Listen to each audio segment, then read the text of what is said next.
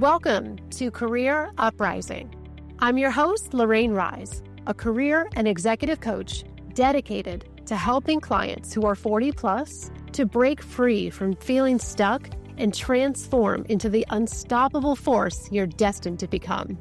Let's start the uprising. Hey everyone, welcome to Career Uprising. This is episode 191, 5 mistakes candidates make that backfire. So take a moment, follow the show on Apple Podcasts or however you like to listen. More episodes are coming out all the time on Mondays. And let's be real, we need it. It's a tough job market right now. So I'm trying to do everything I can to pack these episodes with everything that you need to be successful as much as I possibly can into 20, 30-minute episodes for free. So thanks for joining me today. I am almost healed with my ankle here, you guys. I broke my ankle about 3.5 weeks ago. I'm out of the boot. I'm off the knee scooter. I don't need any more medical apparatus in my house, which is great. Still a little bit of swelling and pain, but you know what? It's okay. I'm back at it. Can still record my shows, which is awesome. And I'm really looking forward to getting outside. It's been such a bummer. I've been inside for the better part of 3.5 weeks. I mean, 90% of it I've been inside. I've missed a lot of sunny fall days here in Virginia, which is a bummer, but that's okay. So we're going to dive in today to 5 mistakes that candidates make that backfire. I'm going to share with you some of the things that really kind of irritate me as a recruiter or things that I see that candidates do that don't actually help them. So hopefully this will be helpful to you if you are job searching. I want to take a moment really quick first to let you know that in particular, because it is so difficult financially for people right now, I want to try to make it as easy as I can to help you. I can't make the program free. I can't do that. I wish I could. But what I am doing is for those of you who hold a discovery call with me in the month of October. So it just means a 20-minute laser-focused conversation with me about your situation, seeing if the program can help you. If you hold one of those calls with me, you will get 2 free gifts in the month of October. You're going to get 2 ebooks that you absolutely cannot find anywhere else. They're not on the website. They're not for sale. Nothing like that. One of them is all about AI in the job search. It's an in-depth guide about how you can leverage AI smartly in your job search. It has scripts and prompts and all kinds of examples that are very actionable for you. And then the other one is also a brand new one that it's a kind of a 15 hours a week checklist called Get Hired Faster. It's all a weekly breakdown of what your week should look like job searching, how you should spend your time, and how you can launch an effective job search in about 15 hours a week. What are the things you need to be doing? How much time should be spent on this or that? That is a brand new one that I just made weeks ago and literally no one has seen it yet. So I want to give away both of those for free. All you have to do is go to careeruprising.com/discovery call or just go to careeruprising.com. There's links there. Book a call and we will see if the program is right for you. No matter what you decide, even if you don't sign up, you will absolutely get both ebooks for free, no cost or obligation. All right. I really do want to help as much as I can. So, all right, let's dig in. So I was inspired to make this show because as a lot of you know, I have gone back into the traditional workforce. This past March, I started a wonderful job as a senior manager of HR and recruiting. And so since I'm kind of in it, hiring, we do have some roles we've been looking for. I was inspired to share with you from a recruiter's perspective things you should not. There's a lot of wrong advice out there, and I want to clarify a lot of that. So we're going to go through 5 things today that I don't think you should be doing, but that a lot of job seekers do, because I want to help you improve your chances and demystify a lot of what is going on behind the scenes with the hiring process. So let's jump right in. Number 1. Applying to too many jobs, the spray and pray method. So I'm going to caveat this by saying, to some extent, A job search is a numbers game to some extent. So, meaning you do need to apply to as many jobs as possible. That is absolutely true. If you're only applying to 1 or 2 a week, that's going to be painful. So, depending on how many jobs are available in your line of work, which does vary, you need to amp it up. That's not going to cut it, especially not in this market. So volume does matter to a certain extent, but so does quality and intention.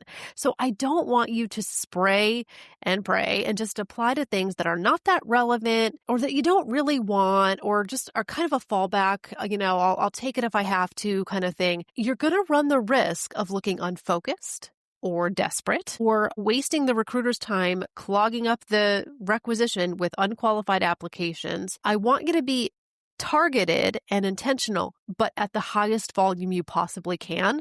There's a nice equilibrium that we want to find there. So I was speaking to somebody recently who had applied to about 60 jobs in 8 months, and I said, that's not enough. That's not enough. You need to ramp it up if you can. I would be checking job postings, not necessarily every day because they're not going to change that much, but maybe twice a week. You need to be looking for fresh postings and applying as soon as you can. Absolutely. But also be selective and make sure that that role makes sense for you. Don't just do it to do it, okay? Because that's also wasting your time as well and leading to more frustration because there's more ghosting and more rejection. So find that good balance between giving it the maximum effort and applying to the highest volume you can, but also making sure that they are actually jobs that you are interested in and qualified for at the same time. All right. So that's number 1, spray and pray, applying to too many jobs that are not right for you. Number 2, overdoing it on the keyword stuffing on your resume. So this is a big one out there. There's a lot of articles about how you should customize your resume for every single application. And I think that's garbage. And I think that you can take it too far with the keywords. They are important. Yes, they are. But again, they have to have there's got to be some meat behind them. You have to have proof. You have to actually have those skills and have bullet points that back them up. And if your keyword table on your resume is 15 keywords long, that's too much. I would say maybe 8 to 10. Again, focus on the ones that matter most. Recruiters can often spot keyword dumping, an exaggeration, or just kind of light and fluffy keywords that are just there as filler. You don't want filler on your resume. This hurts your credibility big time. And it will help get your resume up to the top and looked at, but it's not going to pass the human test at that point. Okay. Be accurate, be concise, use keywords naturally, and focus on clear results-driven accomplishments. For every keyword that you have listed in a bullet point at the top, there needs to be at least one, if not more, bullet points underneath your jobs, backing that up with examples. That is what they're really looking for in depth when they go through to interview you. The initial scan is just looking at keywords, but to progress further, they are going to start to read a lot of those bullet points, and they are going to want to see the proof of all of those keyword claims that you're making. Okay? All right, we're moving right along. Number 3, applying for the same job more than once. This, I got a soapbox on. I put this one in because this has happened to me just in the last couple of weeks. We have a position open that I'm hiring for as a developer. I started seeing all of these duplicate applications, the same person applying to the same job over and over. One person did it 10 times. I started to think after a while, it might actually be AI. They might be writing a script to do this for them automatically and not manually applying. But it doesn't matter. Whether you manually apply or have a bot do it for you, this is annoying. And recruiters don't like it. It will not help your chances to apply to the same job again. It clogs up the system with duplicate profiles and frustrates recruiters, and it makes you look desperate.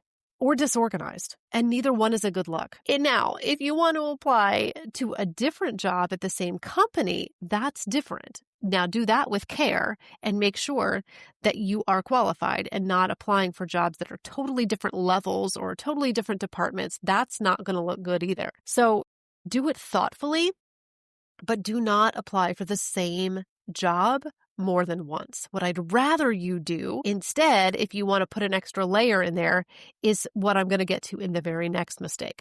So hold that thought for a second, okay? But please do not apply for the same job more than one time. This has been irritating me recently, and I sent rejections to all of those people. They weren't really right anyway, but that does not help when you do that. It just irritates people. Okay. Actually, you know what we're going to do, guys? We're going to take a quick commercial break. When we come back, we have 2 more mistakes, and you definitely want to hear these. So you're going to hear just a minute or 2 about what we do at Career Uprising in the commercial break, and then we will be right back.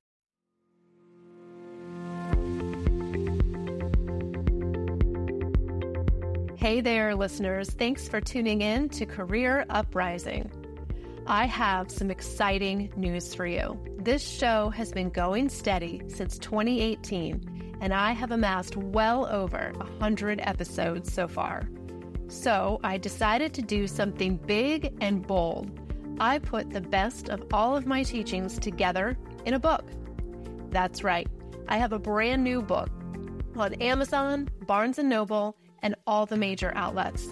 It's called What You Didn't Learn in School: Lessons on Growth, Change, and Living Your Best Life. This book contains 30 powerful lessons from my podcast and my work as a career coach to help you live your best life. Learn how to increase your confidence, get rid of imposter syndrome forever, finally get clarity on your career path, and so much more. This book covers everything from careers to finances to health to relationships and more. Head over to Amazon, Barnes & Noble, or your favorite book retailer and pre-order your copy of What You Didn't Learn in School. Then go to my website, careeruprising.com, to learn more about how Career Uprising can help you transform your career and your life. Let's get back to the show. All right, let's wrap this up with mistake number 4, not sending a follow-up message about the job. Either before or after you apply, you need to try to find somebody to send a message to by email or by LinkedIn. I've absolutely seen people have success with this. I personally have had success with this in job searches. My husband recently got a job interview after we had sent a message to the hiring manager on LinkedIn. This can work. Not everybody will reply. We know that, but it is worth it. If you send 10 follow-up messages on applications and 1 replies and speaks to you on the phone, that is a success. All right. It is worth it. You only need 1 job at the end of the day. So rather than applying for the same job again to try to get their attention, use a different method. Either get their email address. That would be probably the most preferred if you can find it on their LinkedIn profile or through a Google search. If not, send them a LinkedIn message and keep it short and sweet, bullet point, acknowledging, hey, they're busy, respect your time, just wanted to send my resume again. Here's why I'm a great fit. Boom, boom, boom. That's it. Make it short and sweet, not fluffy. Make it conversational. That is what I do. That is what I coach my clients to do. And it can work. Absolutely. So that's a better action to take than applying for the same job again. All right. And let's round out this quick episode with number 5. Stop impressing, start aligning. What I mean by that is I want you to stop trying so hard to be perfect and fit the mold for what they want, at least in the sense that you're trying to impress them. If you align with what they are looking for, you will naturally impress them. Impressing them is kind of surface level, right? It's a little cheap. Aligning with them and fitting in to what they are actually looking for is a better strategy. And I know that sounds like the same thing, but it's not. There's a really important nuance in there. You can impress them in a variety of different ways, but maybe your communication skills are great. Maybe your personality was great, but you still weren't really aligned to the job. At the end of the day, I want you to focus on alignment, and you will impress them that way. So is the industry aligned? Is the level aligned? Is the cultural fit aligned? Is the technical skills aligned? All right. And again, you don't even have to check every box, but make sure you know what they are looking for and how your background aligns with it and can leverage it. And you can speak to that very specifically. All right. I do want you to be unique, and I do want you to be memorable, and I want you to be authentic. All right. But don't just focus on the surface of, I need to impress them and be perfect. No, I want you to dig deeper than that. All right. There is no perfect candidate. All right. And I don't want you to come across in the interview as just kind of parroting talking points or being overly nervous, I got to be perfect and say all the right things. That is going to come through.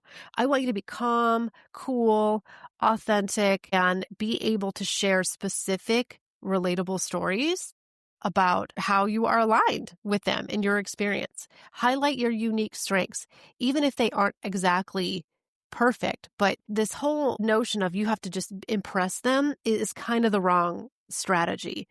So hopefully that makes sense to all of you. Let's recap these really quick. Number 1, spray and pray. Don't do it. Don't apply to too many jobs, or if you do, make sure they are still relevant and the right jobs for you.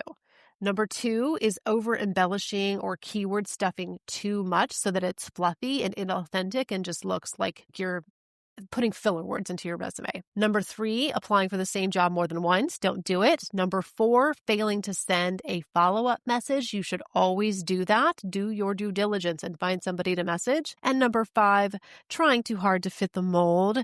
Focus on aligning your skills and experiences rather than just impressing them. All right. So remember, there is a promotion that I'm running in October. If you book a discovery call, you will get those 2 free ebooks, which have a lot of information in them. You do not have to sign up, but you do have to be serious about at least considering the program. And what we'll do is spend 20 minutes, you and me, on a video call, and we'll go through what you need, what is going on. I'll offer you some tips right there on the call, and we'll see if it's aligned. All right. So you got to book in October, careeruprising.com/discovery call. I have a fantastic episode coming next Monday after this about how to survive the most brutal job market in years, which is what we are in right now. All right, everybody, take care, and I will be back soon.